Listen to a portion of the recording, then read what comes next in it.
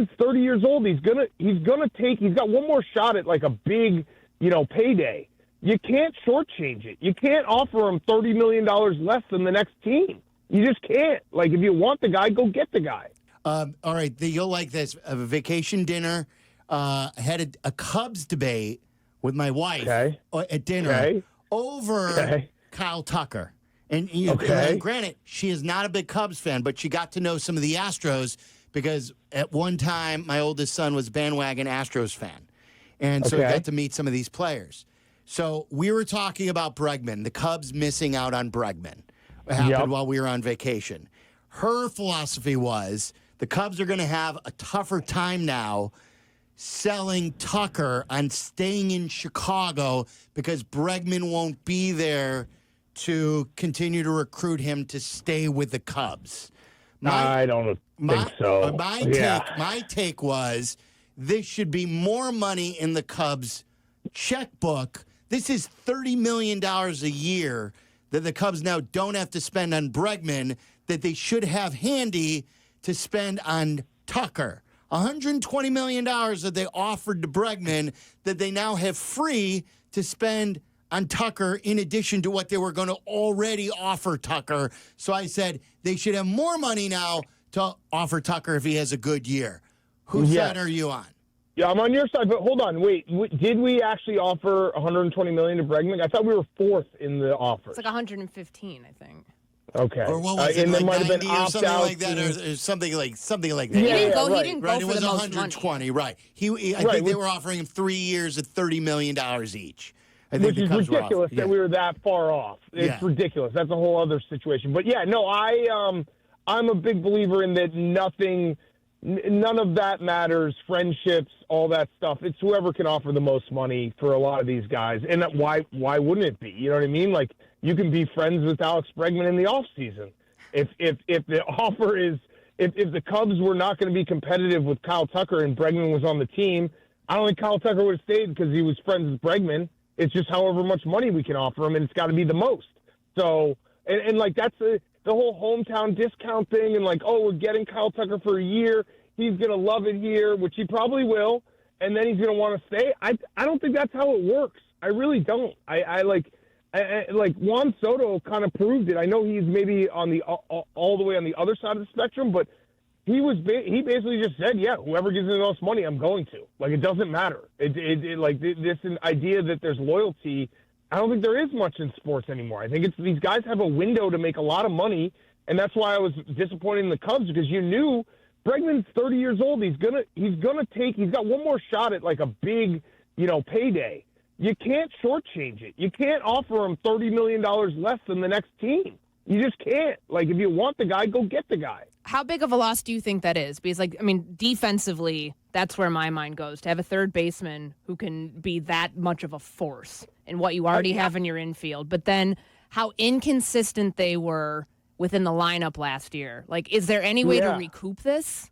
I also think it's, like, culturally would have been important to get Bregman because that's a guy who's been through the wars and won all these big games and been in big moments. And, like, if you're trying to build the Cubs back to that, you do need a couple guys who have that, have that level to them. It's kind of like adding Lester. You know what I mean? Like a guy who's been there, done that, and can rally the troops. So I'm pretty disappointed that we didn't, offer a competitive offer to Bregman, and I don't understand Tom Ricketts. I don't get it. I just don't get it. It feels like the Cubs are in a spot where they're just happy to maybe win the Central. It's like you're the biggest team, but we should have such a competitive advantage in the NL Central, and we don't take advantage of it. Are they cheap? How could you say otherwise right now? I mean, unless there's some big plan that I'm not seeing, I don't get it. Like, I think, Silvy, you agree with me. Like, when the moves happened for the 2016 team to start shedding those guys, like, I understood it. You know what I mean? Like, you didn't want to pay Javi Baez a ton of money. You didn't want to pay a lot of these guys a ton of money when they weren't, for past performances. But how long has it been now? I mean, we're getting up close to the 10-year anniversary, which is crazy. 10 years for the World Series, almost 9 years. And then it's 4 years without making a postseason. And like there's a lot of this stuff that hasn't happened, and I really think that there's a difference in Tom Ricketts for like Friedel texted me yesterday, and he said Tom Ricketts is so cheap. We were sold a bill of goods on him, and I said, well, this is more nuanced. I said to Friedel, I said when Ricketts took over, he did rebuild Wrigley Field with his own money. He didn't get any money to rebuild it.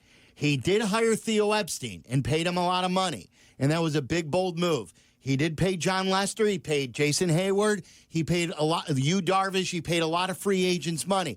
Once they won and once the free agents stopped giving him the return on investment with winning, I feel like he changed. And I feel like today he's a different Tom Ricketts than he was, say, pre-2018.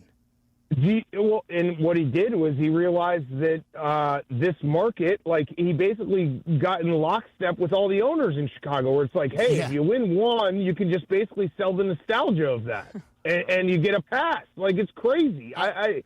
It's nuts. I was thinking about this, guys. For Courtney, you too. There's a good question. I think I was listening to Captain Hoodie discuss this about ownership in town, and how we don't have an owner in town who really cares about going all in to win.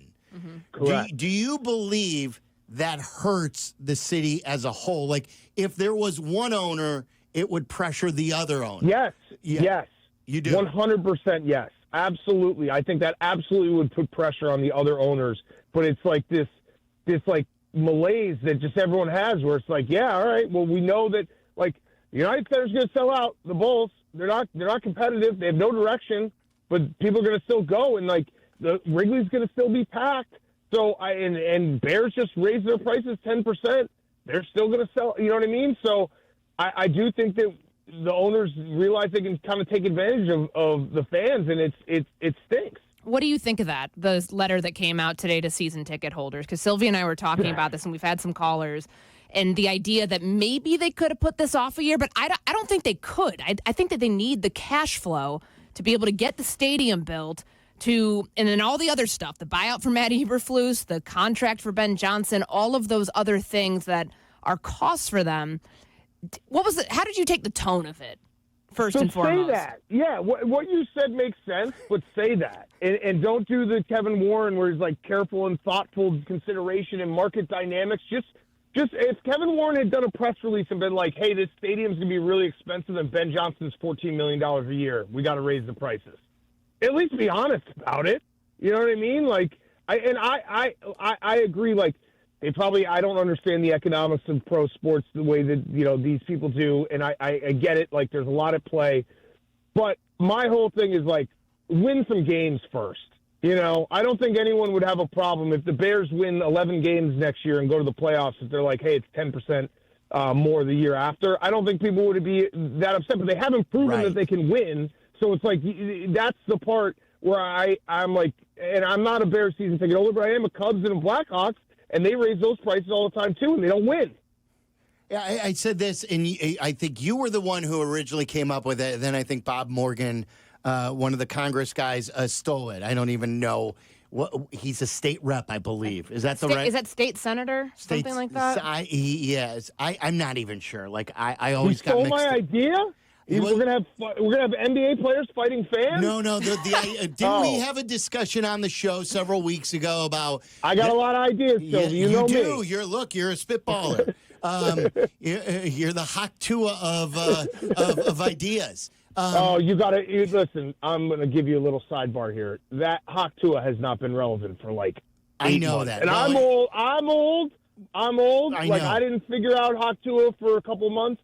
But we got to bury that one. Well, especially after she sold out on all of her followers with that the Bitcoin, correct? Yeah, let's maybe throw in a Bonnie Blue reference or something. Okay. Are you aware of who that is? Look that up later. No. The Bobby Blue? Yeah, Bonnie look that Blue. up later. Bonnie Blue. Bonnie, Bonnie Blue. Who's Sylvie Bonnie knows Blue? who it is. Sylvie's got her She did some OnlyFans. stuff. She's pregnant. Bonnie Blue. She's pregnant. I Congratulations. try to stay up on this. Who's Bonnie Blue? Who's the father is the real question. She's the woman who went viral because she decided to very ambitious woman. she was gonna have sex with 1,000 guys in one day. Oh, this And is she, okay. and she claims that she did. There's no proof of it, but she claims. Sylvie's playing dumb right now to such a great level. I tip my cap. You know exactly who Bonnie Blue is. Okay, you so have I her knew OnlyFans. I know that. No, I don't. I knew the story. Doesn't she make like $1 billion on OnlyFans or something like that, or a ton of money? Yeah, doesn't she? Yeah, okay. Keep going, Sylvie. I didn't know her by name. But there's the thing. Who's the other girl? Lily something? Lily Phillips? She claims she's pregnant too. Yeah, I know Lily Phillips. Did you see her Instagram this morning? She says she's pregnant too. Oh man, a lot of pregnancies go around. All right, so wait, the state rep stole my idea. What idea? About the non-funding for teams that don't win. Yes. So I have two big ideas. One is I would be fine with the Bears saying, "Hey, we're gonna raise the price of season tickets. We're gonna start a slush fund. We're gonna bet on the Super Bowl, and if we hit that bet, we're getting a new stadium. If we lose it, we're never getting a new stadium." Or the state can do that. And then the other one is the state should be like, "Hey, we will every year you go to the playoffs, we will chip in X amount." So it's like every consecutive year it goes up. So if you go to the playoffs 3 years in a row, the state will pay for the entire stadium. Winners get stadiums. He was saying like 3 out of 4 years you got to go to the postseason to get state funding. So my thing is, if you don't have a 40% win rate, you don't get to raise ticket prices. You don't get to play games. Yeah, you don't. Yeah, right. You should be. I would love regulation. Like regulation should take. Relegation. Relegation. Did I say regulation? Relegation. Yeah, you got it. I'm still vacation. You got it. Mode. I got you off your game with the Bonnie Blue stuff. I understand. Let's get back on the road. That wasn't off my game. I've been off my game all day. Don't worry about it. Sylvie, I have a question for you. Yeah. I can't believe I know that I got to go in a second, but you got stuck in an elevator? No, that was Waddle. Waddle and I still haven't found out about this either. Oh. Because I have questions. Oh, no. I got stuck in an elevator in the Hancock probably like 12 years ago. That stunk. That was the only time I've ever been stuck in an elevator. How long were you stuck? It was like maybe 15 minutes, and then we took the stairs all the way down. We were at the brunch place at the top, and then I was like, I'm not getting back in this elevator. Wait a minute. So, you went 95 floors down? Down, yeah. Well, it was like I think we got stuck maybe on like the 85th floor or something, and I was like, I'm not getting back in an elevator right now. I'll just walk down. I don't understand it. I want to talk about this with. I think Courtney got stuck in an elevator recently too. Yep. I don't I mean, none of the fears. Waddle always explains this to me because he has the irrational fear of being stuck in an elevator. To me, what can go wrong?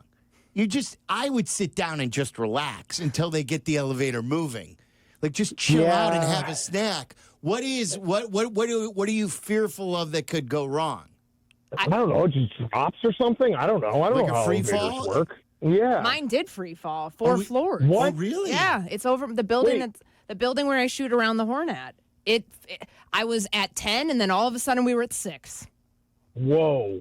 And I was in there for 40 minutes. It was awful. 40 minutes? So when Meller and Tyler texted me last night, we were talking about the show, and they sent me the video of Waddle just like making a dart for it afterwards. I can understand that. There's a lot of PTSD that's associated with that. Waddle got... He's claustrophobic, right? Yes. Yeah. He got stuck one time on a regional jet, like from Bristol to Chicago in the bathroom. Ooh. So, like, the bathrooms are even smaller in those regional jets, and he got stuck in the back, and he was pounding on the door, and it took them a while to be able to open the bathroom door. Oh man, we should use this against him. We should get him stuck into different things. Yeah. Now that I know that he's claustrophobic, like lead him somewhere. Next time he goes to the Barstool headquarters, you should get him to like a broom closet or something that you have there. Yeah. And say, check this out. This is a really cool thing that we just purchased, and then lock it and turn the lights off. Yep. I got just the place. I got just the room. Oh, I know exactly where I'm going to lock him in there, and I'm never going to let him out. All right, good. I want to be a part of this. Okay, you're going in too. You stop it. All right, Big Cat.